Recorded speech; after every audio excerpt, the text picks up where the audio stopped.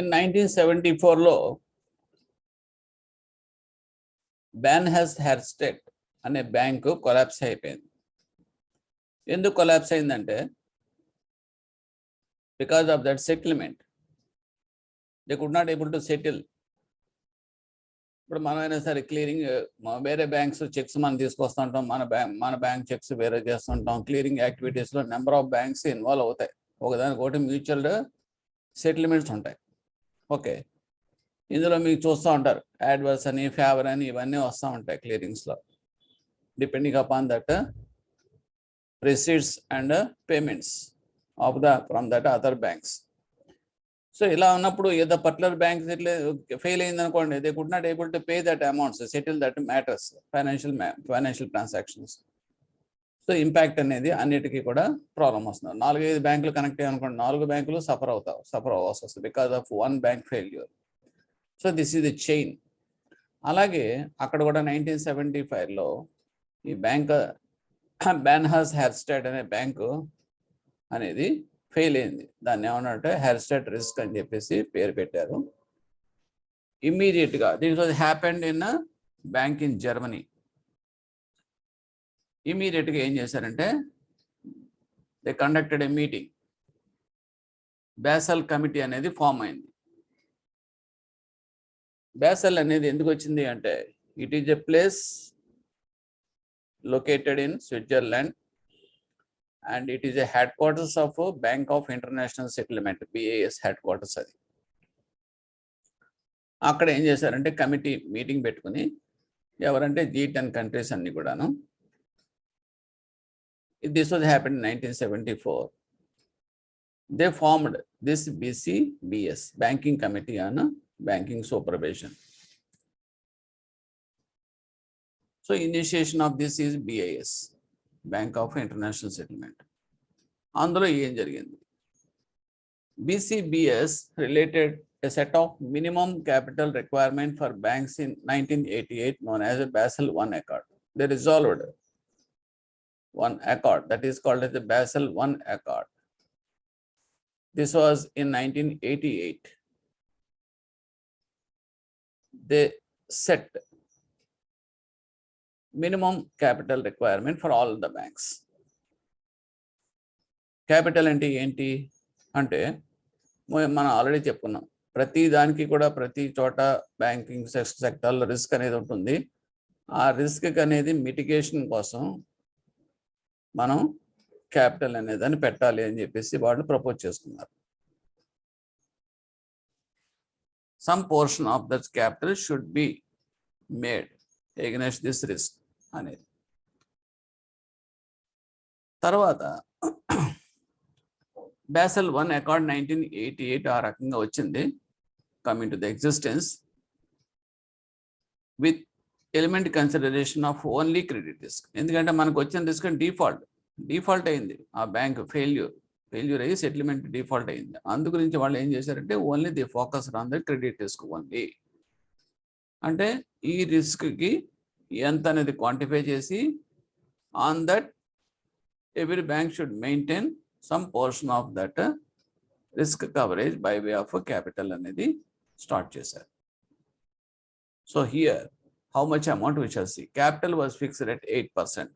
This was proposed by BCBS internationally to all the banks. But in our country, in India, Reserve Bank of India fixed this at 9%. మనం ఏంటంటే కొంచెం above that 1% మనం పెట్టుకున్నాం. దాన్నే మనం ఏమంటామంటే capital to risk weighted assets ratio.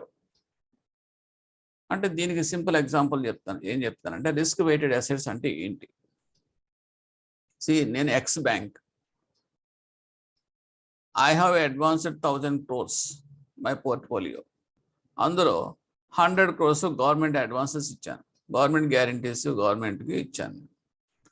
200 crores I have given to that home loans. 300 crores I have given to that commercial real estate. అలా ఇచ్చుకుంటూ వెళ్ళా. ఎంత రిస్క్ ఉంటుంది డిపెండ్ ఇన్ ది డిఫరెంట్ సెగ్మెంట్స్లో అనేది reserve Bank of India pre defined. కాబట్టి first నేనేం చెప్పాను, 100 crores I have given to the government. So government అంటే zero risk. So already Reserve Bank of India they have given that zero risk. Advances ఇచ్చే గవర్నమెంట్కి ఇచ్చే advances అన్ని కూడా zero risk అని చెప్పింది. అందువల్ల I need not to take any part of that 100 crores for calculation of this risk weight capital purpose. So ఏమవుతుందంటే nil, దాంట్లో నేనేం తీయను. ఆ 100 కోట్లకు సంబంధించింది ఏమి నేను రిస్క్ వెయిట్ అసెట్స్లో ఏం చూపించను. నెక్స్ట్ వచ్చేటప్పుడు housing loans. Housing loan I have given, home loans I have given 200 crores. Reserve Bank of India ఏం చెప్పిందంటే ఈ టైప్ ఆఫ్ లోన్స్ అనుభవించిన కూడా స్టాండర్డ్గా 20% తీసి పక్కన పెట్టండి రిస్క్ వెయిటెడ్ అసెట్స్ అని చెప్పింది. అనుకుందాం కాసేపు. So 200 crores 20% 40 crores. 40 crores I have to keep separately for calculation of this capital. So ఒకటి గవర్నమెంట్ అకౌంట్ నుంచి government advances zero nil, home loan నుంచి అవుట్ ఆఫ్ దిస్ 200 crores 20% చొప్పున 40 crores పక్కన పెట్టాను. నెక్స్ట్ కమర్షియల్ రియల్ ఎస్టేట్ అనేటప్పటికి latest I have given 300 crores. అంతా కూడా 100% risk అని చెప్పేసి రిజర్వ్ బ్యాంక్ ఆఫ్ ఇండియా చెప్పింది. దాని ప్రకారం 100 crores అంటే 300 crores 300 crores పెట్టాను. సో ఇలా పెట్టుకుంటూ వెళ్తే కనుక I have finally arrived the risk weighted assets as 950 crores అనుకోండి కాసేపు, లేదంటే 1000 crores అనుకోండి. So actual total portfolio is 10,000 crores అయి ఉండొచ్చు. టోటల్ అడ్వాన్సెస్ నేను 10,000 crores నేను తీసుకోవట్లే. అందులో రిస్క్ వెయిటెడ్ పోర్షన్ మాత్రమే నేను సెపరేట్ చేస్తున్నాను. అది మాత్రమే నేను టోటల్ వేసాను. It is coming as 1000 crores. So ఈ 1000 crores నేను పెట్టాల్సిన క్యాపిటల్ ఎంత అంటే 9%. So 90 crores I have to made by way of a capital. I should maintain. So this is called as a CRER అంటాం, అంటే capital to risk weighted assets ratio అంటాం. So ఈ రకంగా మనం క్యాలిక్యులేట్ చేయాలని చెప్పేసి రిజర్వ్ బ్యాంక్ ఇచ్చిన guidelines ప్రకారం అందరం చేస్తాం. Banks assets are classified into 5 groups. అదే ఇక్కడ మెన్షన్ చేస్తాం. Reserve Bank of India guideline ప్రకారం కేటగిరీస్ మారచ్చు, పర్సంటేజెస్ కూడా మారచ్చు. Okay, credit risk carrying risk weights ఎంత అంటే 0% కేటగిరీ 5 కేటగిరీ 0%, 10%, 20%, 50%, 100%. మీకు వచ్చే క్వశ్చన్స్లో ఎలా ఉంటాయంటే గవర్నమెంట్ గ్యారంటీడ్ అడ్వాన్సెస్ అన్నీ కూడా ఏ గ్రూప్లోకి వస్తాయి, వాట్ కేటగిరీ ఇట్ ఈస్, 0% కేటగిరీయా, 10% కేటగిరీయా, 20% కేటగిరీయా, ఇవన్నీ కూడా స్టాండర్డ్ కాబట్టి you have to remember in your mind. So it is 0% risk. Next we are coming to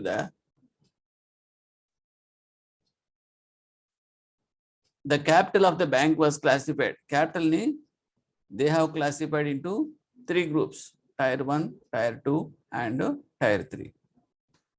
ఏంటండి టైర్ 1, టైర్ 2, టైర్ 3 అంటే ఇది జస్ట్ లైక్ లిక్విడిటీ ప్యాటర్న్ అంతే.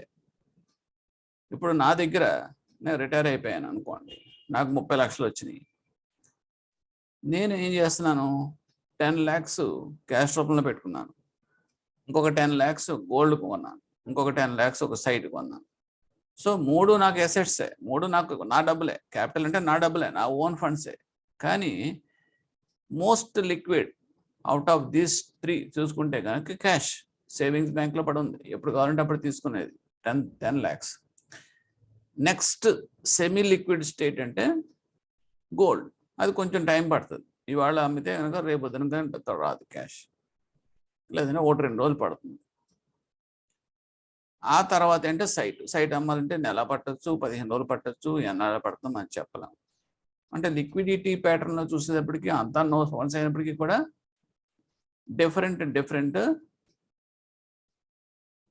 వేరియేషన్స్ ఉన్నాయి.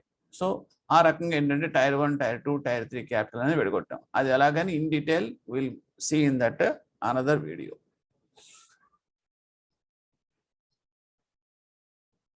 నెక్స్ట్, ఎగ్జాక్ట్లీ ఆఫ్టర్ 10 years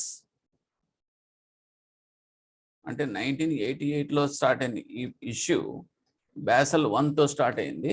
1998 వచ్చేటప్పటికి దే ఇంక్లూడెడ్ అంటే BCBS ఇంక్లూడెడ్ ప్రైస్ రిస్క్, అంటే ఏంటంటే market risk also.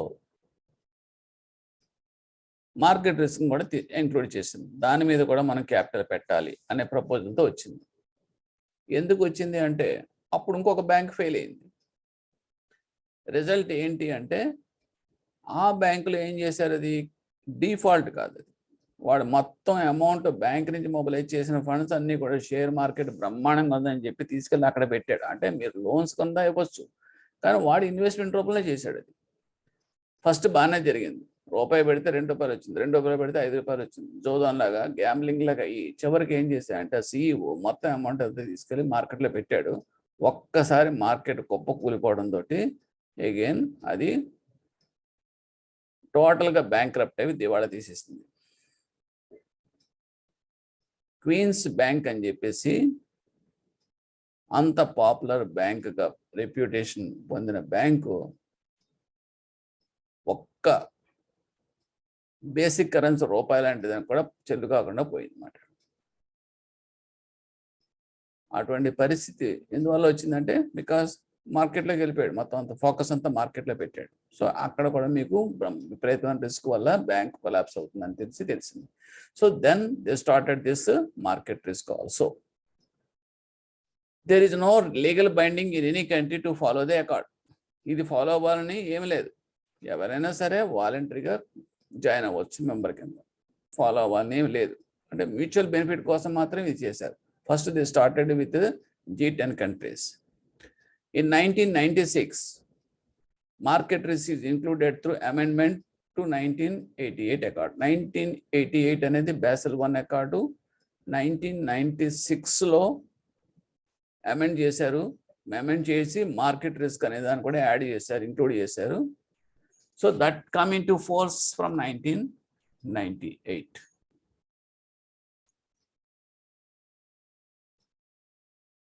Drawbacks in Basel I accord ఏంటి అంటే ఫైనల్గా ఇక్కడ బాగా వచ్చిన తర్వాత డ్రాబ్యాక్స్ ఏంటి అంటే అందులో ఆపరేషనల్ రిస్క్ అనేది వాళ్ళు కన్సిడర్ చేయలేదు. ఆపరేషన్ రిస్క్ కూడా ఉంటుంది, ఎందుకంటే మార్కెట్ రిస్క్ చూసాం, డిఫాల్ట్ అవుతుంది కరెక్టే, అది వర్క్ చేసేది సిస్టమ్స్ అండ్ ప్రొసీజర్స్లో ఫెయిల్యూర్ ఉండొచ్చు. అలాగే ఫ్రాడ్స్ చేశారనుకోండి, మ్యాన్ పవర్లో ట్రైనింగ్ సరిగ్గా లేదనుకోండి, వాళ్ళు సరిగ్గా క్యాపబుల్ హ్యాండ్స్ కానప్పుడు తప్పులు ఒప్పులు చేసి దానివల్ల కూడా మీకు ఫైనాన్షియల్ లాస్ క్రియేట్ చేయొచ్చు. అంటే మ్యాన్ అండ్ సిస్టమ్స్ వల్ల కూడా వచ్చే ప్రాబ్లం ఉంది అనేది తెలుసుకునే వాళ్ళు ఆపరేషన్ రిస్క్ అనేది పెట్టాలి. So they have not considered by that time. It did not అదొకటే కాదు, Basel Iలో ఇంకో టాపిక్ ఏంటంటే it did not recognise that role played by credit risk mitigants like. అంటే క్రెడిట్ రిస్క్ మిటిగెంట్స్ అంటే సపోజ్ మనం ఇందాక ముందు కూడా స్క్రీన్లో చేసుకున్నాం ఫస్ట్ పార్ట్ 1లో. క్రెడిట్ రిస్క్ అంటే డిఫాల్ట్ రిస్క్, మిటిగెంట్స్ ఏంటి అనుకున్నాం, third party guarantees and collateral securities and additional securities, ఇవన్నీ కూడా. అలాగే derivatives like that is interest rate swaps, futures, forwards, options, these are all related to that foreign exchange related market instruments. వీటిలన్నిటిని మనం ఎక్కడ కూడా మనం తీసుకోలేదు, వాడి యొక్క పాత్ర ఎక్కడ లేదు Basel Iలో. So that is the drawback. అంటే ఎందుకంటే ఇవన్నీ ఉంటే కనుక to reduce the credit risk.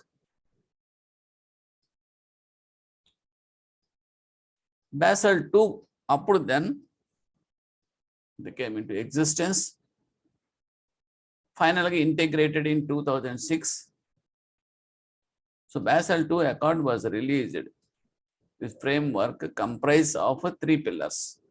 ఇందులో 3 pillars తోటి Basel II accord అనేది it came into existence in 2004. What are the pillars? Let us see. First pillar. First పిల్లలు ఏం చెప్తుందంటే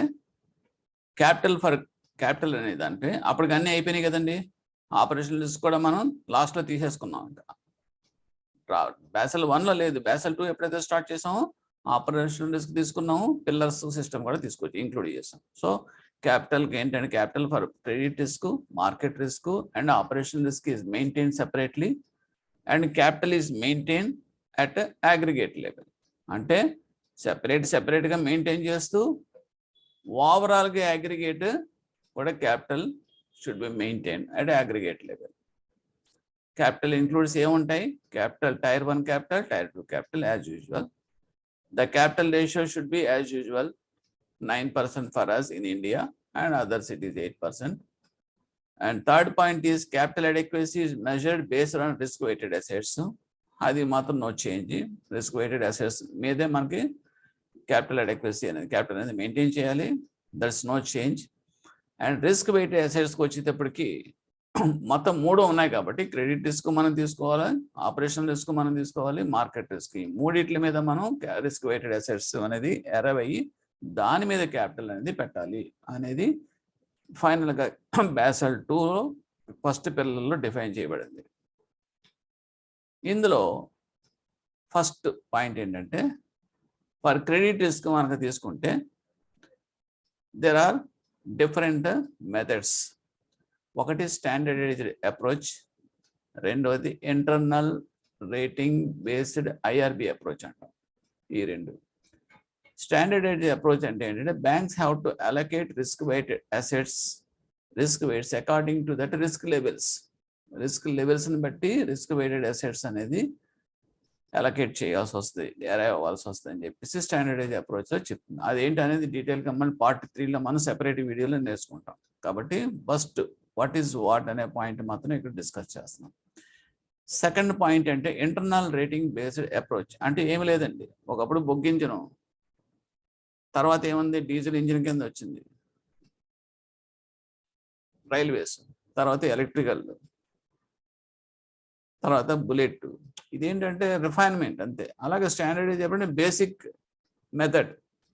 తర్వాత కొంచెం రిఫైన్డ్ స్టేట్ అంటే ఇంటర్నల్ రేటింగ్ బేస్డ్ మెథడ్. అంటే ఏంటంటే మనం అరువు తెచ్చుకుని బయట నుంచి చేసే మెథడ్స్ కాకుండా మనం ఇన్బిల్ట్, మనం ఇంటర్నల్గా మనం మంచి స్టాండర్డ్స్ తోటి మన ఇంటర్నల్ రేటింగ్ బేస్డ్ అప్రోచ్ అనేది మనం స్టార్ట్ చేయాలి. అంటే మన బ్యాంక్స్ అన్ని కూడా స్టార్ట్ చేయాలి ఆన్ దేర్ ఓన్ అనే కాన్సెప్ట్ ఇక్కడ.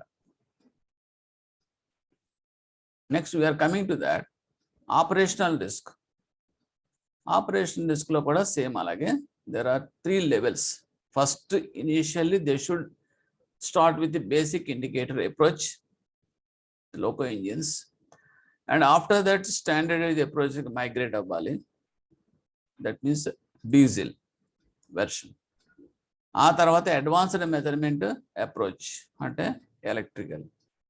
So this is all different standards one after another. So ఎప్పుడైనా సరే మీ క్వశ్చన్స్ ఎలా వస్తాయండి క్రెడిట్ రిస్క్లో, what are the following methods will follow. అక్కడ మీకు కన్ఫ్యూజ్ చేయడానికి చాలా ఛాన్సెస్ ఉంటాయి. A standardise approach, B international IRB approach, C అనేది ఆపరేషన్ రిస్క్లో అనేది పెడతాడు. అంటే మీకు అక్కడ క్రెడిట్ రిస్క్లో ఏముంటాయి ఎగ్జాక్ట్గా మీకు తెలియాలి మెథడ్స్.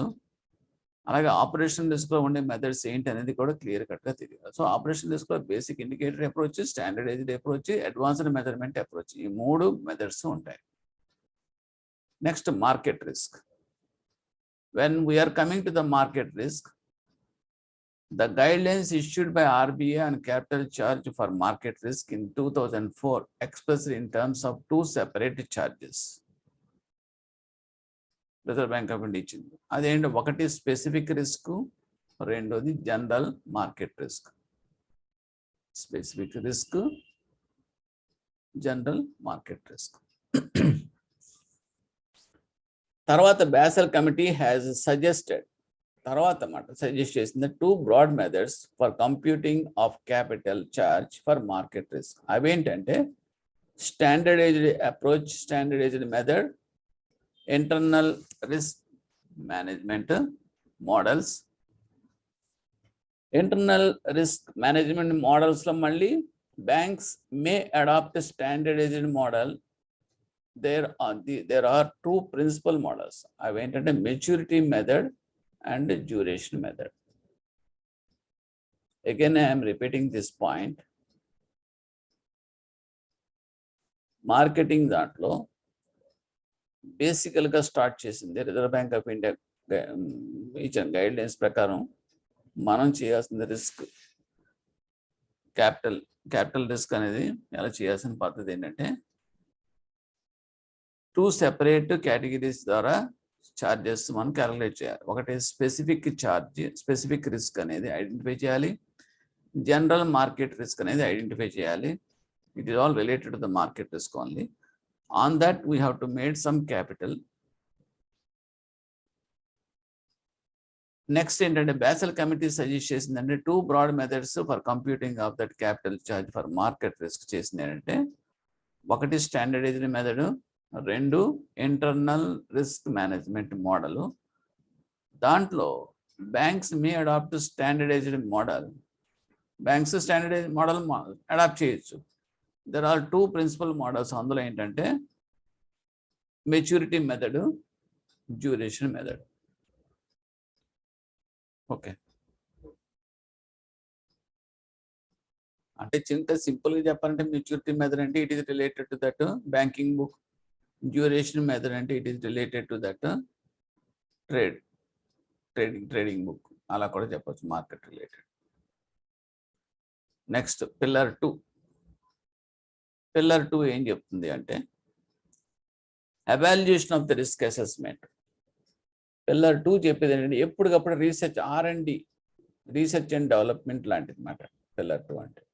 పైన అన్ని కూడా బేసిక్గా అనుకున్నాం, దాని ప్రకారం చేసుకుంటూ వెళ్ళిపోవాలని చెప్పేసి ప్రీఫిక్స్డ్ పిల్లర్ 1లో. పిల్లర్ 2లో ఏం చెప్తుందంటే రిఫైన్మెంట్ అంటే ఇంకా అప్డేట్ చేసుకుంటాం. ఇప్పుడు చూడండి, మనకి ఏదైనా సాఫ్ట్వేర్ రిలీజ్ వెర్షన్ 1.00 అంటాం.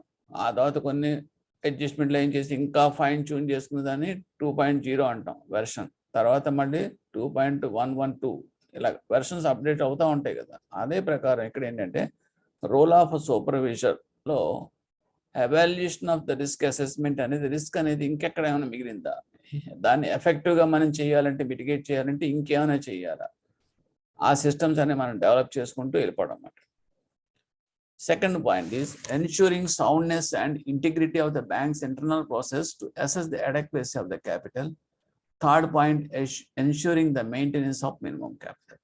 Minimum capital maintain చేస్తూ మన ఇంటర్నల్ ప్రాసెస్ అన్ని ఇప్పుడు అప్డేట్ చేస్తూ రిఫైన్ చేసుకుంటూ వెరీ స్మార్ట్గా we have to adopt this evaluation of risk assessment methods. And prescribing differential capital for certain banks where internal systems are slack. దీనికి నేనేం చెప్తానంటే చిన్న ఎగ్జాంపుల్ అంటే ఇవన్నీ కూడా రిఫైన్మెంట్స్ మాట. ఇప్పుడు 2 లోన్స్ ఇచ్చానండి. ఒక ఎక్స్ బ్యాంక్ ఒక లోన్ ఇచ్చింది 50 లక్షలు. అలాగే వై బ్యాంక్ కూడా సేమ్ ఎగ్జాక్ట్గా అదే పారామీటర్స్ తోటి ఉన్న ప్రపోజల్కి 50 లక్షలు హోమ్ లోన్ ఇచ్చింది. కానీ ఎక్స్ ఇచ్చిన bank property that was located in the centre of the city. Y ఇచ్చిన bank that property house is located in that outskirts of that city. ఇద్దరు డిఫాల్ట్ అయ్యారనుకోండి, అంటే రిస్క్ ఉన్నట్టే కదా. అప్పుడు రిస్క్కి మనం రికవరీ మెకానిజం ద్వారా మనం రికవరీ చేయాలనుకుంటే, ఇప్పుడు ఎవరికి రిస్క్ ఎక్కువ ఉందంటే ఇద్దరు కూడా same pattern, same loans, same advances అన్ని కూడా క్వాలిఫైయింగ్ ఆఫ్ సేమ్. బట్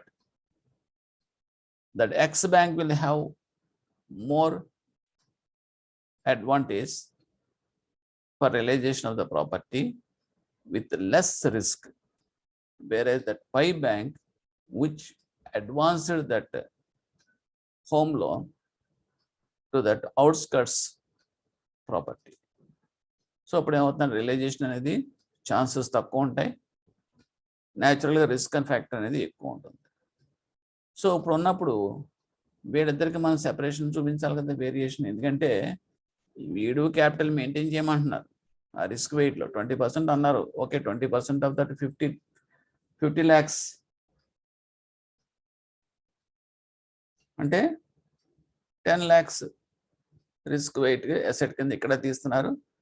అలాగే అవతల వాడి దగ్గర కూడా 20% ఆఫ్ ద 50 lakhs అంటే అక్కడ కూడా మీరు ఆ బ్యాంక్ వాడు కూడా 10 lakhs క్యాపిటల్ కింద రిస్క్ వెయిట్ అసెట్ కింద పక్కన తీశారు. కానీ ఇద్దరికి ఒకటే ఎలా చేస్తాం, ఎందుకంటే వీడు ఇచ్చిన అడ్వాన్స్ మంచిది, చాలా ఫేవరబుల్ పొజిషన్లో ఉన్నాడు వాడికన్నా. అటువంటిప్పుడు వీడికి సంథింగ్ అడ్వాంటేజ్ ఇవ్వాలి కదా, ఎందుకంటే వీడి ఫండ్స్ చాలా ఇంపార్టెంట్ కదా. ఆ రకంగా ఏం చేస్తారంటే ఫైన్ ట్యూన్ చేస్తాం అన్నమాట అండి. సో ఇప్పుడు ఏమవుతుంది, వీడికి క్యాపిటల్ నువ్వు అంత పెట్టక్కర్లేదయ్యా, ఎందుకంటే నువ్వు 50 లక్షలు ఇచ్చావు, కానీ నీ అసెట్ వాల్యూ, నీ realisable asset value is very very good. చాలా చాలా అడ్వాంటేజెస్లో ఉంది. ఇలా నువ్వు అలా సేల్కి పెట్టిన టక్మని నెక్స్ట్ డే అయిపోతే ఆ second day it self you can close your loan. అటువంటిప్పుడు నీకు రిస్క్ తక్కువ ఉన్నప్పుడు నీకు బెనిఫిట్ చూపించాలి కదా.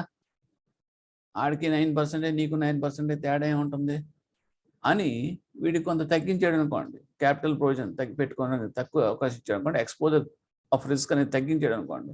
So this bank will be get benefited of. లేదనుకుంటే ఇప్పుడు ఏమవుతుందంటే మన బ్యాంక్స్లో కూడాను పెర్ఫార్మెన్స్ లింక్డ్ వేజెస్ అని చెప్పేసి చెప్తున్నారు. అంటే పెర్ఫార్మ్ చేసేవాడికి వేజెస్ ఎక్కువ ఉన్నా తప్పలేదు. అంటే పని చేసినవాడికి పని చేయకపోయినవాడికి ఒకే జీతం ఇస్తే ఎంత ఆడ్గా ఉంటుందో ఇది కూడా ఆ టైప్. ఓకే, అటువంటి సిస్టమ్ను డెవలప్ చేయాలి అనేది ఈ రోల్ ఆఫ్ సూపర్వైజర్స్ డ్యూటీ మాట. Okay, that is coming under second pillar. Next third pillar it provides for disclosures. ఏంటండి ఇందులో ఉండేది అంటే facilitate market particulars to access the key information about the bank's risk profile and capital adequacy, to compel banks to manage the risk well and improve stability, to ensure that the supervision of the banks is effective. అంటే ఏంటంటే you should go with very good systems to manage that risk and improve that stability by adopting the very refined systems. At the same time, you should be transparent. And the market disclosures antam. Market disclosures ante entante pillar 3 lo unnadi. నీ bank లో చాలా మంది invest చేశారు, shares రూపంలో అన్ని కూడా capital supply చేసినప్పుడు వాళ్ళకి నువ్వు ఎప్పుడు కూడా ట్రాన్స్పరెంట్గా నీ ఇన్ఫర్మేషన్ అంతా వాళ్ళకి షేర్ చేయాలి. అంటే నువ్వు ఎవరెవరికి ఇచ్చావు, నీకేమైనా లీగల్ లిటిగేషన్స్ ఏమైనా ఉన్నాయా, నువ్వేమైనా కంటింజెంట్ లయబిలిటీస్ ఏమైనా ఉన్నాయా, అంటే గ్యారంటీస్ కానీ, అంటే డిఫాల్ట్ అయ్యి పాసిబిలిటీ ఉండే గ్యారంటీస్ కానీ కంటింజెంట్ లయబిలిటీస్ ఉన్నాయి. ఎందుకంటే నువ్వు ఇచ్చేసావు 100 కోట్లు, ఎక్స్ బ్యాంక్ 100 కోట్లు ఇచ్చింది, వై బ్యాంక్ కూడా 100 కోట్లు ఇచ్చింది. బట్ ఎక్స్ బ్యాంక్ ఇచ్చింది అన్ని ఫండ్ బేస్డ్, వై బ్యాంక్ ఇచ్చింది నాన్ ఫండ్ బేస్డ్ అనుకోండి. వాడు కనుక నాన్ ఫండ్ బేస్డ్ అడ్వాన్సెస్ అన్ని కూడా ఫెయిల్ అయ్యాయి అనుకోండి, అవి ఫండ్ బేస్డ్ కింద మారిపోతాయి, ఛాన్సెస్ ఉంటాయి. పైకి ఇప్పుడైతే మీకు బ్యాలెన్స్ షీట్లో ఏం కనపడవు. సో ఈ రకంగా ఏమైనా ఉన్నాయా, సో ఇవన్నీ కూడా పబ్లిక్ ఇన్ఫర్మేషన్కి ఎప్పటికప్పుడు మీరు ట్రాన్స్పరెంట్గా ఉండాలి. ఓకే, అంటే నీ information should be transparent to that investors. ఎందుకంటే it is to compel the banks to manage the risk well, competition and forced to compel the banks to manage that good manageable risk mitigative methods. Next, risk capital Basel Norms importance ఏంటనేది చిన్న example మీకు చెప్తాను. I have taken 3 people, A, B, C, ముగ్గురు కూడా retired persons. ఏ అన్నవాడికి 30 లక్షలు వచ్చింది retirement బెనిఫిట్స్లో. వస్తే ఏం చేశాడు అతను, సేవింగ్స్ బ్యాంక్కి 20 lakhs ఇన్వెస్ట్ చేశాడు, గోల్డ్లో 10 లక్షలు పెట్టాడు, సైట్లో కానీ అటువంటి వాటిలో కానీ ఏమీ పెట్టలే. నెక్స్ట్ బి అనేవాడు సేమ్, అతను కూడా రిటైర్డ్ పర్సనే, same cadre, same pension benefits. అతనికి 30 లక్షలు వచ్చింది. కానీ అతను ఇన్వెస్ట్ చేసిన ప్యాటర్న్ ఎలా ఉందంటే సేవింగ్స్ బ్యాంక్లో 4 lakhs పెట్టాడు, గోల్డ్లో 11 lakhs పెట్టాడు, సైట్లో 15 లక్షలు పెట్టి సైట్ కొన్నాడు. మూడవది వాడు ఎవరంటే అతను కూడా 30 lakhs రిటైర్మెంట్ బెనిఫిట్స్ ఈ గాట్. సేవింగ్స్ బ్యాంక్లో 1 lakh పెట్టుకున్నాడు, గోల్డ్ లోన్లో 1 lakh పెట్టాడు, సైట్లో 28 లక్షలు పెట్టాడు. అంటే సైట్లో ఎక్కువ పెట్టేశాడు. So this is the pattern. ఇదంతా ఏంటండి, ఇది వాళ్ళ యొక్క ఓన్ ఫండ్సే. దీన్నే మనం ఏమంటాం, క్యాపిటల్ కూడా అనొచ్చు. ఓన్ ఫండ్సే క్యాపిటల్ అంటే కదా. అయితే డిఫరెంట్ డిఫరెంట్ వేలో ఉన్నాయి ఇన్వెస్ట్మెంట్స్, డిఫరెంట్ టైప్స్లో ఉన్నాయి investments. Now I want to discuss one point. సడన్గా ముగ్గురికి కూడా హార్ట్ బైపాస్ చేయాల్సి వచ్చింది. ఫస్ట్ పాయింట్, హార్ట్ బైపాస్ చేయాల్సి వచ్చింది ఫస్ట్ ది. అంటే they ailed, suffered. So immediate doctors ఏమంటే 2 lakhs ఇమీడియట్గా పట్టుకొచ్చి డిపాజిట్ చేస్తేనే కానీ నువ్వు బతకవు, లేదని చచ్చిపోతావు అని చెప్పారు. అంత సీరియస్ హార్ట్ అటాక్ వచ్చింది ముగ్గురికి కూడా అనుకుందాం. సో ఇప్పుడు ఏమవుతుంది, that is the risk, life risk అనేది వచ్చింది. So what happen when we have taken that heart and next is brain stroke వచ్చింది. బ్రెయిన్ స్ట్రోక్ వస్తే 5 lakhs అవుతుంది, అర్జెంటుగా తీసుకురావాలని చెప్పాను. లేదు, లివర్ ప్లాంటేషన్, ట్రాన్స్ప్లాంటేషన్ చేయాలి అర్జెంటుగా అంటే 20 lakhs ఖర్చు అవుతుందని చెప్పారు. This is the cost of that treatment cost. So ముగ్గురు మందిది ఉంది రెడీగా.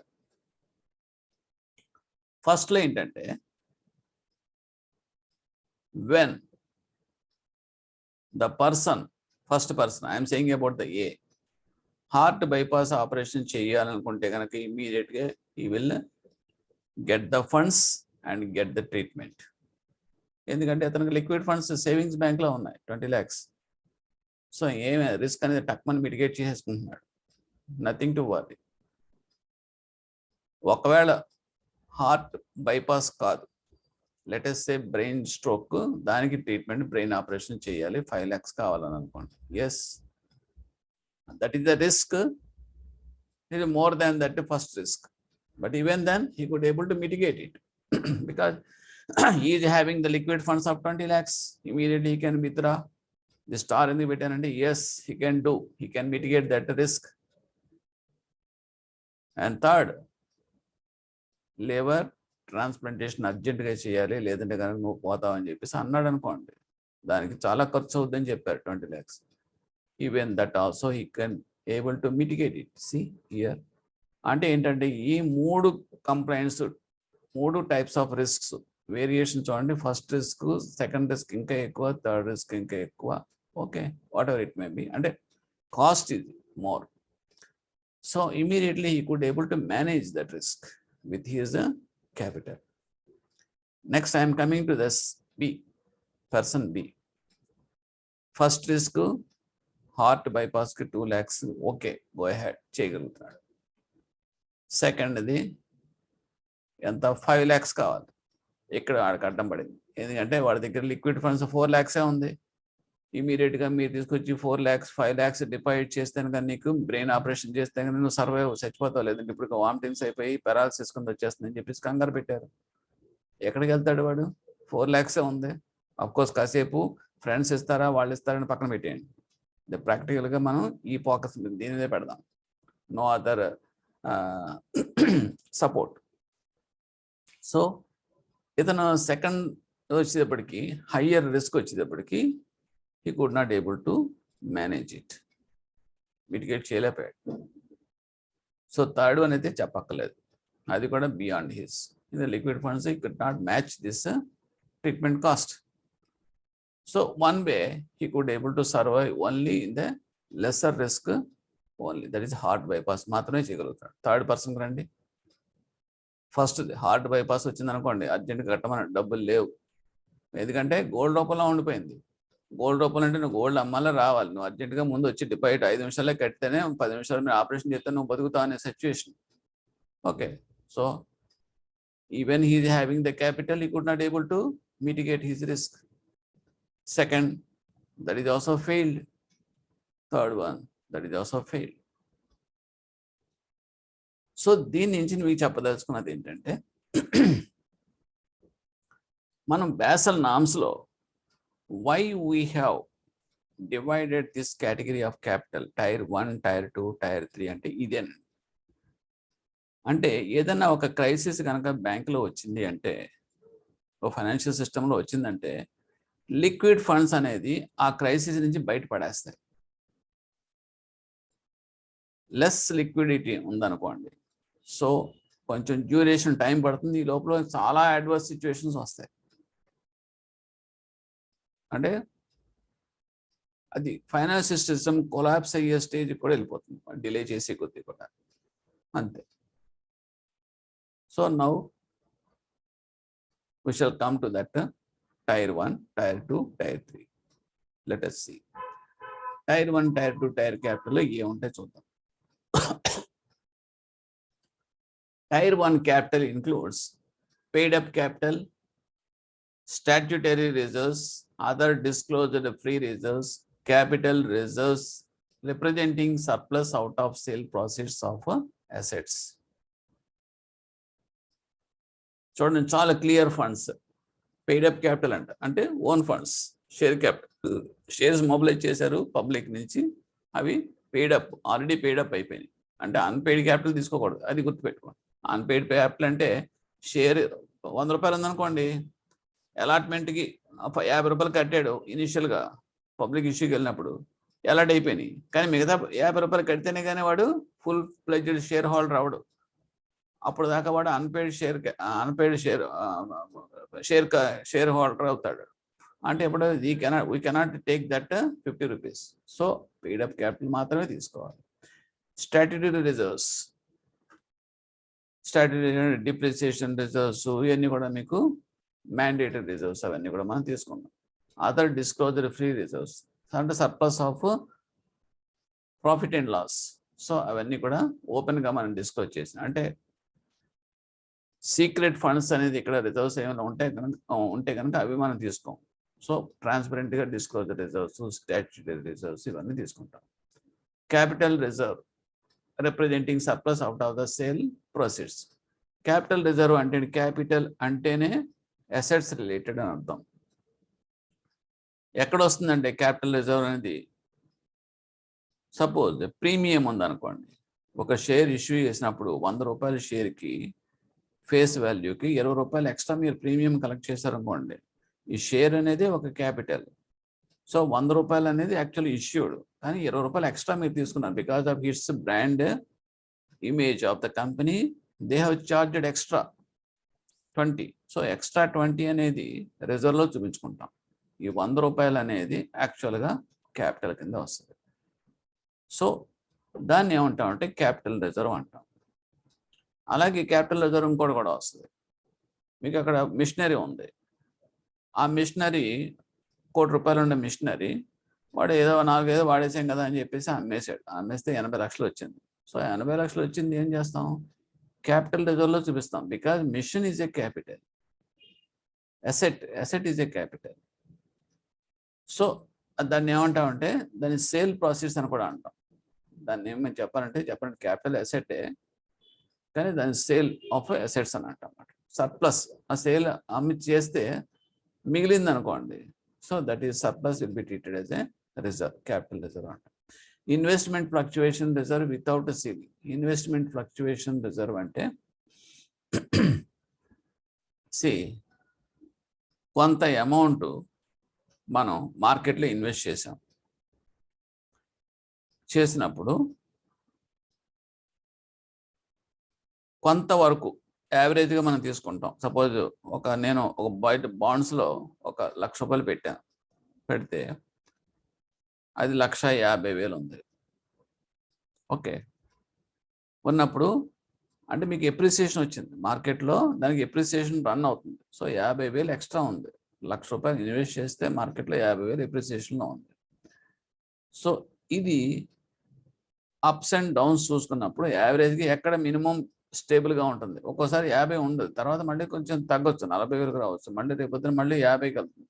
సో ఇక్కడ మినిమం బెంచ్ మార్క్ కింద అంతకన్నా తగ్గకుండా ఉంటుంది చూడండి. దట్ ఈస్ ఫ్లక్చుయేషన్లో ఆ సర్ప్లస్ అమౌంట్ను మనం తీసుకుని రిజర్వ్లో చూపించుకుంటాం. ఎందుకంటే అది డెఫినెట్గా గ్యారంటీగా ఆ అమౌంట్ ఎప్పుడు కూడా స్టేబుల్గా ఉంటుంది.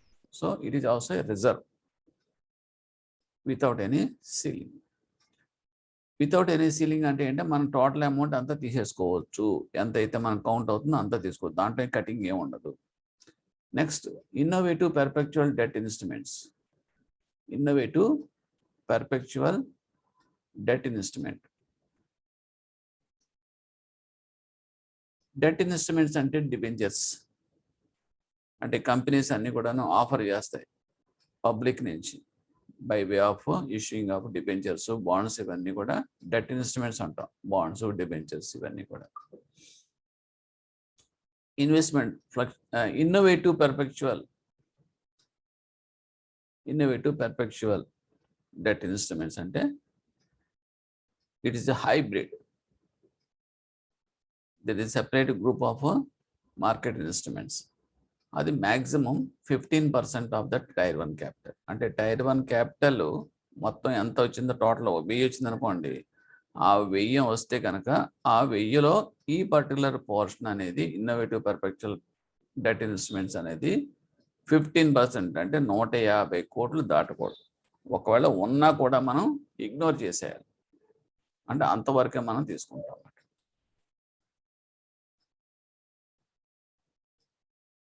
ఓకే, ఇవన్నీ ఎలా బేస్ చేస్తారంటే, ఇప్పుడు మీరు అనవచ్చు, సరే ఇవన్నీ ఎలా వస్తాయంటే ప్రీవియస్ ఇయర్ ఫిగర్స్ తీసుకుని క్యాపిటల్లో ఆ ఫిగర్లో 15% దాటకుండా మనం ఇన్నోవేటివ్ పర్పెక్చువల్ డెట్ ఇన్స్ట్రుమెంట్ ఉందా లేదా అనేది ఫిక్స్ చేసుకుంటాం. ఇవన్నీ టోటల్ వేసుకున్నప్పుడు కరెంట్ టైర్ 1 క్యాపిటల్ ఎంత అనేది మనకి వస్తుంది. Next perpetual non cumulative preferential shares less intangible assets and losses. Perpetual non-cumulative preferential shares. What is meant by cumulative and non-cumulative? ఎందుకంటే మీకు వస్తాయి, క్యుములేటివ్ వస్తుంది, నాన్ క్యుములేటివ్ వస్తుంది, ప్రిఫరెన్స్ షేర్స్ వస్తాయి, ఈక్విటీ షేర్స్ వస్తాయి. ఏంటి అంటే ఈక్విటీ అన్న షేర్స్ అన్న మామూలే. అదేంటి, ఇనీషియల్గా పబ్లిక్ ఇష్యూకి వెళ్ళినప్పుడు మనం మొబిలైజ్ చేసిన share value from the public, that is called as a equity అంటాం. It is a permanent source of funds. మన బ్యాలెన్స్ షీట్లో కూడా మీరు వెళ్తే తెలుస్తుంది. ఇకపోతే ప్రతి కంపెనీ కూడా ఎవ్రీ ఇయర్ డివిడెండ్ అనేది డిక్లేర్ చేస్తుంది. వాళ్ళు ఏం చేస్తారంటే ఇనీషియల్గా వెళ్ళినప్పుడు చెప్తారు, ఎంత తగ్గకుండా నేను ఎవ్రీ ఇయర్ నెక్స్ట్ 5 years నేను 20% తగ్గకుండా నేను డివిడెండ్స్ డిక్లేర్ చేస్తానని చెప్పేసి కమిట్మెంట్ కూడా ఇస్తుంది. ఇచ్చినప్పుడు ఏమవుతుంది అంటే ఈ క్యుములేటివ్ ప్రిఫరెన్స్ షేర్స్ అంటే మళ్ళీ షేర్స్కి ప్రిఫరెన్స్ షేర్కి తేడా ఏంటంటే, ప్రిఫరెన్స్ షేర్స్ అంటే దేర్ ఇస్ ఎ ప్రయారిటీ. అంటే ఏంటంటే షేర్స్ ఉంటాయి, మొబిలైజ్ చేస్తారు ఫ్రమ్ ద పబ్లిక్ కావచ్చు, లేదంటే రిలేటివ్స్ ఫ్రెండ్స్ నుంచి కావచ్చు, ప్రిఫరెన్స్ షేర్స్ మొబిలైజ్ చేస్తారు. But the life of the preference shares is maximum 20 years. వేరే the ordinary equity shares is ever ending. అంటే కంపెనీ ఉన్నాళ్ళు ఉంటాయి ఈక్విటీకి కానీ ఆర్డినరీ షేర్స్కి కానీ. ప్రిఫరెన్స్ షేర్స్ లైఫ్ మాత్రం 20 years మాత్రమే. ఈ 20 yearsలో ప్రిఫరెన్స్ ఎందుకన్నామంటే డివిడెంట్ ఏమైనా డిక్లేర్ చేస్తే కనుక ఫస్ట్ ప్రిఫరెన్స్ వీళ్ళకి ఇస్తారు, దాని తర్వాత మిగిలిందే పబ్లిక్ ఇస్తారు. అలాగే కంపెనీ కనుక ఏదైనా దెబ్బతిని వైండ్ ఆఫ్ చేయాల్సిన పరిస్థితి వస్తే ఫస్ట్ సెటిల్మెంట్ చేసేది కూడా ఈ ప్రిఫరెన్స్ షేర్ హోల్డర్స్కి చేస్తారు, తర్వాత మిగతా వాళ్ళకి చేస్తారు. ఆ రకంగా వీళ్ళకి ఏంటంటే పెద్దపేట వేస్తారు. కాబట్టి వీళ్ళకి పర్మనెంట్గా ఇవ్వకుండా 20 years దాని లైఫ్ పెడతారు, తర్వాత రీడీమ్ అయిపోతాయి. ఓకేనండి, అది ప్రిఫరెన్స్ షేర్స్. ఇందులో క్యుములేటివ్ నాన్ క్యుములేటివ్ అన్నాను కదా. క్యుములేటివ్ అంటే ఏంటంటే మనం డిక్లేర్ చేసాడు, చెప్పాడు ఎవరి నీకు 15% తక్కువ కాకుండా ఇస్తాను డివిడెండ్స్ అని చెప్పన్నాడు, కానీ తీరా చేసేటప్పటికి వాడికి నెక్స్ట్ ఇయర్ పెద్దగా ప్రాఫిట్ ఏం బుక్ అవ్వాలా, అందుగురించి డివిడెంట్ ఇవ్వలేకపోయాడు. డివిడెంట్ డిక్లేర్ చేస్తే కంపెనీ లాస్ కలదు కాబట్టి డిక్లేర్ చేయకుండా స్కిప్ చేశాడు. ఆ తర్వాత సెకండ్ ఇయర్కి వెళ్ళిపోయాడు, సెకండ్ ఇయర్ కూడా ఇవ్వలేకపోయాడు. థర్డ్ ఇయర్కి వెళ్ళాడు, థర్డ్ ఇయర్కి వెళ్తే బ్రహ్మాండమైన ప్రాఫిట్ సంపాదించాడు. ఇప్పుడు క్యుములేటివ్ ప్రిఫరెన్స్ షేర్ హోల్డర్స్కి ఏమవుతుందంటే ఆల్రెడీ ప్రామిస్ చేశారు కాబట్టి వాడికి 15% ఫస్ట్ ఇయర్, 15% సెకండ్ ఇయర్, ఈ రెండు కలిపి థర్డ్ ఇయర్ డివిడెండ్తో పాటు క్యుములేట్ చేసేసి వాడికి ఇచ్చేస్తారు. Because now he is in comfortable position. Loss వచ్చినప్పుడు వాడు ఏం చేయలేదు కాబట్టి వదిలేస్తున్నాం, కానీ ఇది బాకీ కింద పక్కన పెడతారు. థర్డ్ ఇయర్లో మంచి పొజిషన్లోకి వచ్చాడు కాబట్టి అప్పుడు ఈ బ్యాక్లాగ్తో సహా కలిపేసి వాడికి ఇచ్చేస్తారు. So this is the style of that cumulative preference shares. Non cumulative ఏంటంటే వాడు ఇవ్వలేని పరిస్థితిలో వదిలేస్తాడు, ఇవ్వగలిగినప్పుడే ఇస్తాడు, దాని గురించి మళ్ళీ క్యుములేట్ అవ్వవు. So that is the style of this non cumulative preference shares. ఇందులోంచి ఇంటాంజిబుల్ అసెట్స్ లాసెస్ తెస్తాం. ఇంటాంజిబుల్ అసెట్స్ అంటే మీకు తెలుసు, గుడ్ విల్, పేటెంట్స్, ఇవన్నీ కూడా మనం మైనస్ చేయాలి.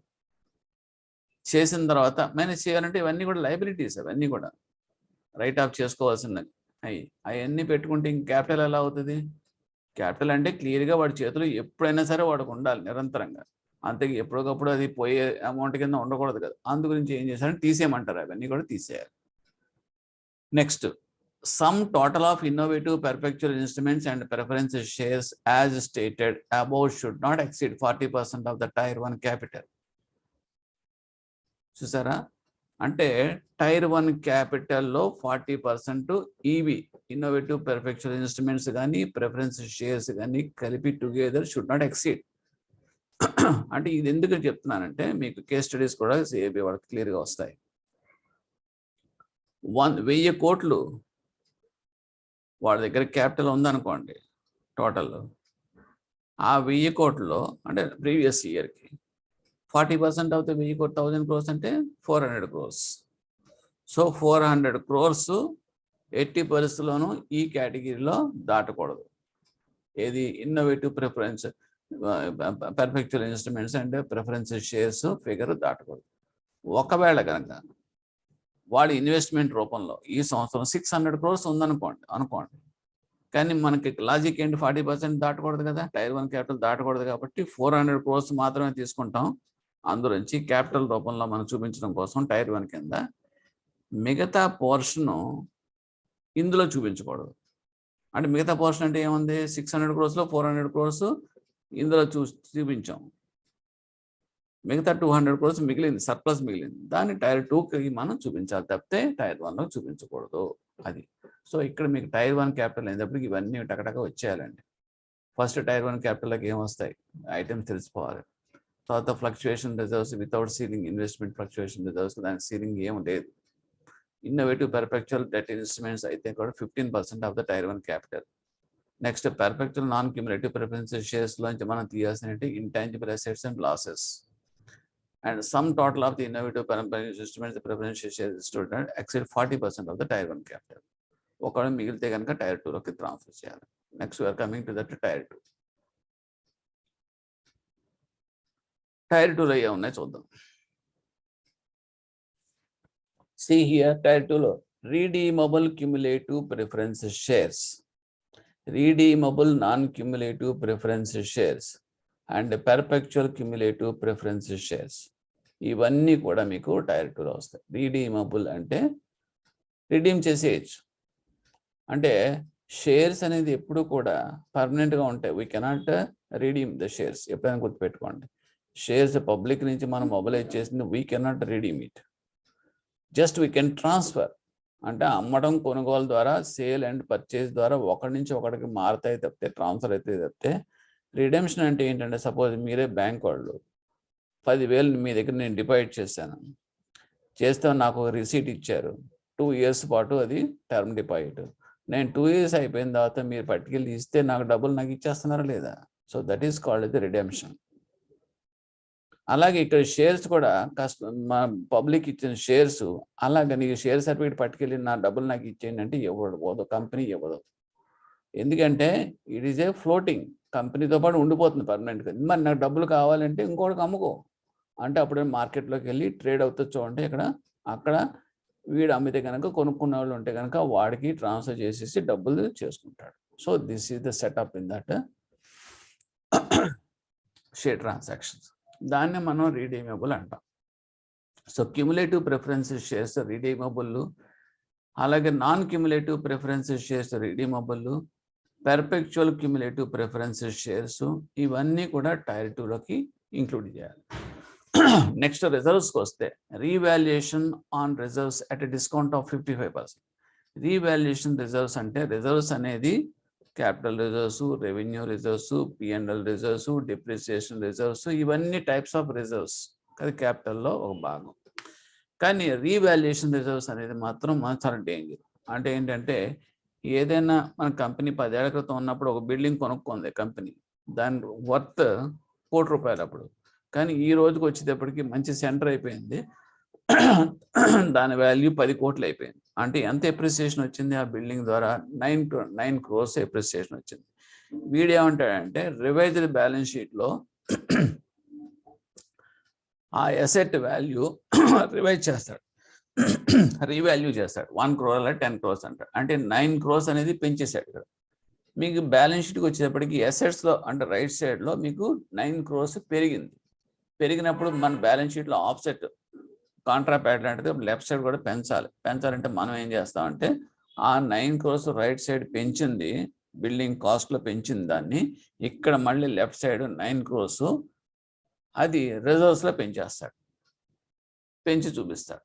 అంటే ఒక రకంగా చెప్పాలంటే అది నిజంగా అంత వర్త్ ఉంటే ఓకే, అదర్వైజ్ ఎస్కలేట్ రేపు పొద్దున భూమి పడిపోయి అక్కడ ఏమైనా క్యాపిటల్ రాలేదని చెప్పాలంటే బిల్డింగ్ కాస్ట్ ఉన్నటువంటి మళ్ళీ 1 crore వచ్చేసింది అనుకోండి, అది గాలి పడగ లాంటిది. అందుకు ఇంత రిస్క్ ఉంది కాబట్టి అందులో ఆ టైప్ ఆఫ్ రిస్క్ రీవాల్యుయేషన్ రిజర్వ్కి వచ్చేటప్పటికి చాలా చాలా మిటిగెంట్గా చూసుకోవాలి. అందు గురించి వీడు ఏం చేస్తారంటే నువ్వు ఎంతైతే ఎస్కలేట్ చేసి చూపిస్తున్నావో అందులో 55% డిస్కౌంట్ చేసేస్తాడు. అంటే సపోజ్ 100 కోట్లు రీవాల్యుయేషన్ రిజర్వ్లోకి వచ్చింది అనుకోండి, 55% తీసేసి ఓన్లీ 45% మాత్రమే నువ్వు తీసుకో, 100 మాత్రం తీసుకో, 100% తీసుకోవద్దు. So that is very very important point in the case of Tier 2 capital, that to the point revaluation reserve at the discount of 55%. General provisions and loss reserves.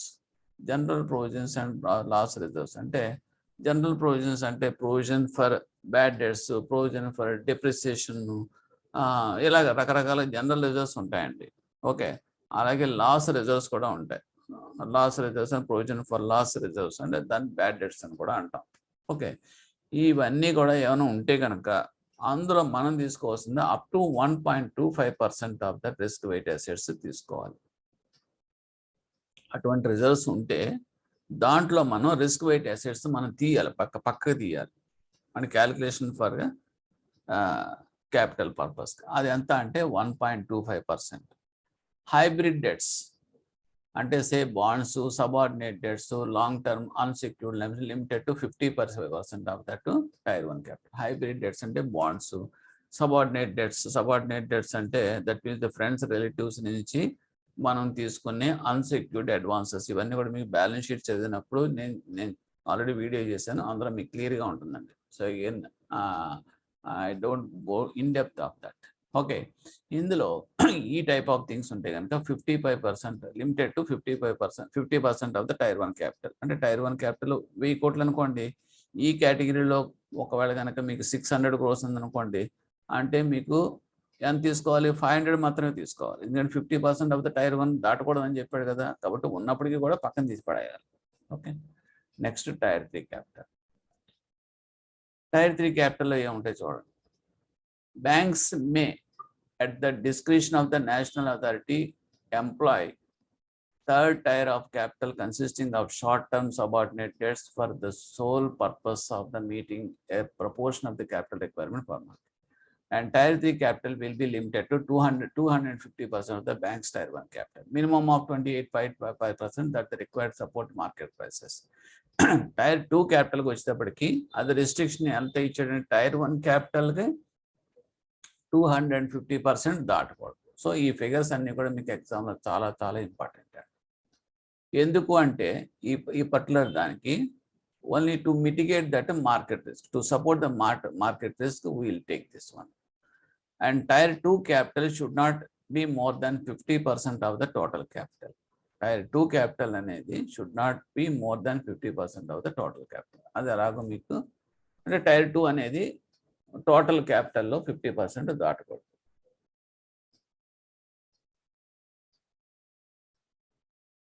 Next distinction between Basel 1, Basel 2కి వస్తే కనుక Basel 1లో ఏమవుతుందంటే measures credit risk and market risk only. Basel 2లోకి వచ్చేటప్పటికి మనం అనుకున్నాం కదండి ఆపరేషనల్ రిస్క్ కూడా వస్తుంది. అలాగే 3 pillars కూడా మనం తీసుకొచ్చాము. With this part 2 is completed.